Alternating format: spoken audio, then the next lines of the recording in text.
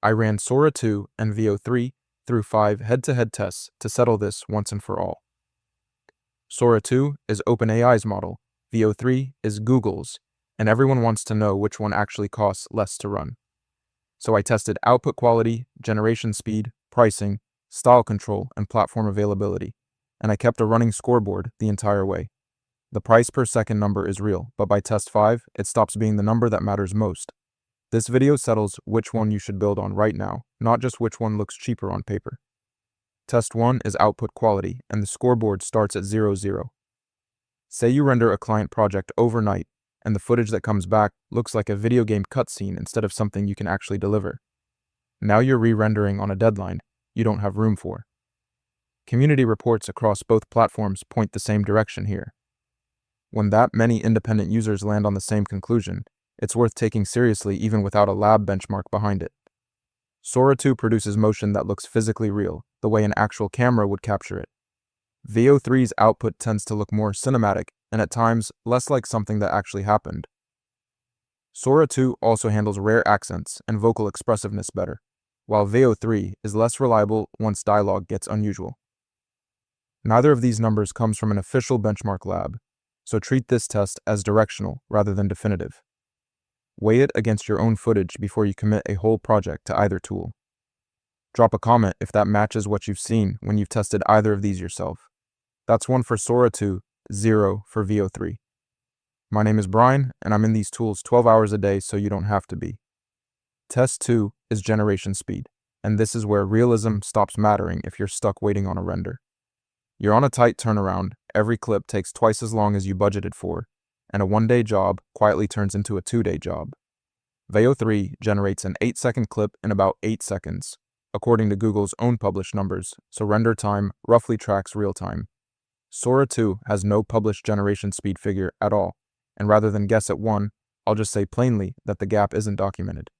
Sora 2 does have one clear counterpoint.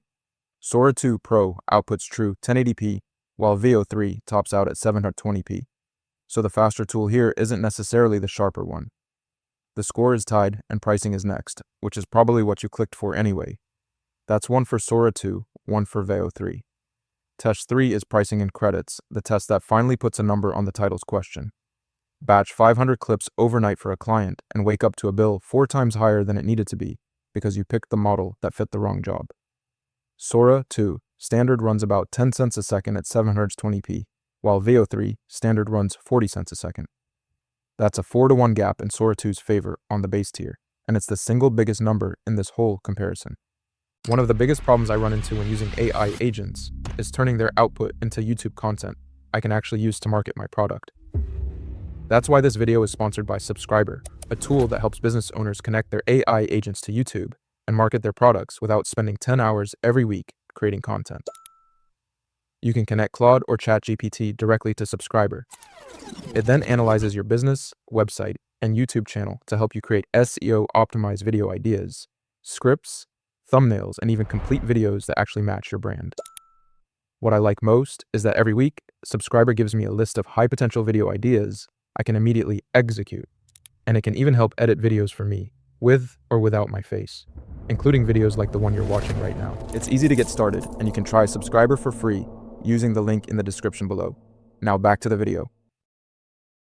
VO3 claws some of that back with its fast tier at 15 cents a second, something Sora 2 has no equivalent for.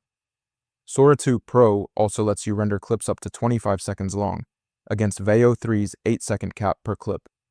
That changes the math on cost per finished video rather than cost per second. You've got your headline answer, and if all you needed was the raw number, you could stop the video right here. But there are still 2 tests left, and one of them is about to complicate everything you just heard. That's 2 for Sora 2, 1 for VO3. Stick with me, because the last 4 tests are where this decision actually flips. Test 4 is style control and consistency. You need 10 shots to match a client's brand look. Every clip that lands has a slightly different visual feel, and you end up burning hours reprompting instead of shipping. Sora 2 offers style presets and storyboard tools built in. VO3 leans on text prompts and reference images instead. 1 test left, and it's the one that actually decides who you should build a business on. Neither one has a clear enough edge to call outright, so I'm calling it a tie rather than forcing a winner that isn't really there. The scoreboard stands at 2 for Sora 2, 1 for Veo 3, and 1 tie. Test 5 is platform availability and limits, and this is the test that changes everything.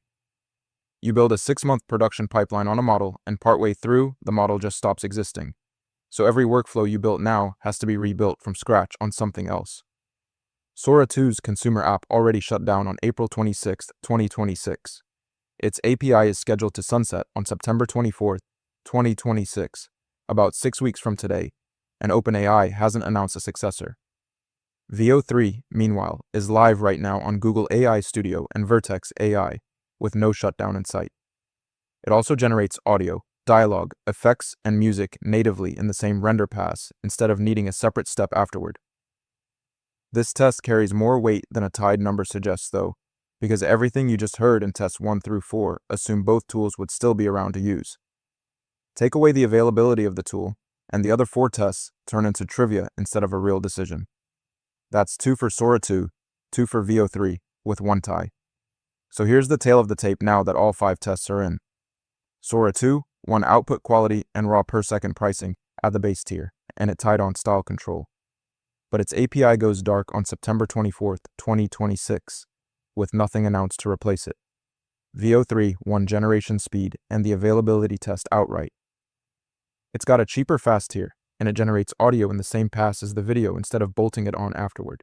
If you want the lowest cost per second for a short, one-off project today, Sora 2 still wins on paper, while it lasts. If you're building anything with a longer time horizon, a client pipeline, a recurring workflow, a product feature, Veo 3 is the pick. A model with a countdown timer on it isn't a foundation. My overall default pick is Veo 3, and the reason is simple. It's the only one of these two still standing after September 24, 2026. A cheaper tool that's gone in 6 weeks isn't actually the cheaper option once you count the cost of rebuilding your whole pipeline somewhere else. One thing the docs don't spell out clearly. That 10 cents a second number everyone quotes for Sora 2 is a 720p price. Push it to Sora 2 Pro at 1080p, and the rate climbs to 70 cents a second, 7 times the headline rate. So, the cheaper win from test 3 only holds if you're willing to stay at the lower resolution the whole way through. If you were leaning towards Sora 2 before today, you need to know what to actually migrate to now that it's winding down. I've got a full Veo 3 versus Runway Gen 4.5 comparison that walks through exactly that, and it's the video that answers where your workflow actually goes next.